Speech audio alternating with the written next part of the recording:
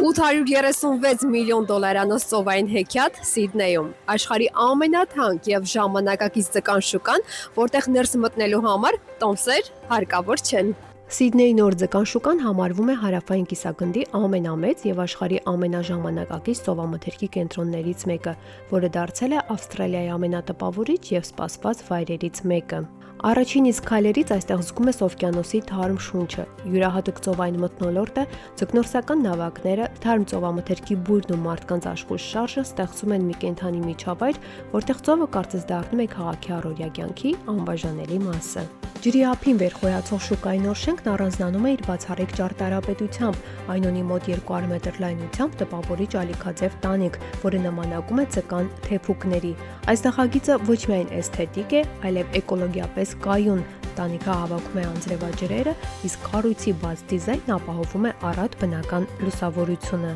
Այս հսկայական համալիրում գործում են ավելի քան 40 ռեստորաններ եւ սննդի կետեր, որոնցից շատերը ղեկավարվում են հայտնի շեֆ խոհարարների կողմից։ Բացի այդ, այցելուները կարող են ժամանակ անցկացնել նրբաճաշակ գինուանկյուններում, սրճարաններում կամ շրջել խոհանոցային պարագաների եւ դիզայներական սպասքի խանութներում։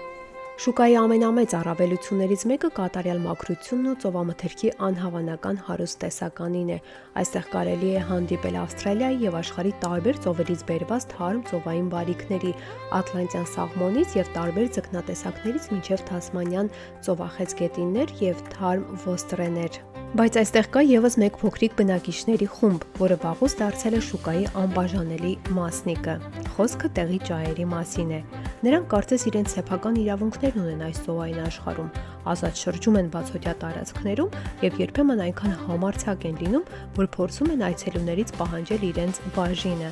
Այս փոքրիկ եւ զվարճալի հանդիպումները հաճախ դառնում են շուկայի այցելության ամենահիշվող պահերից մեկը։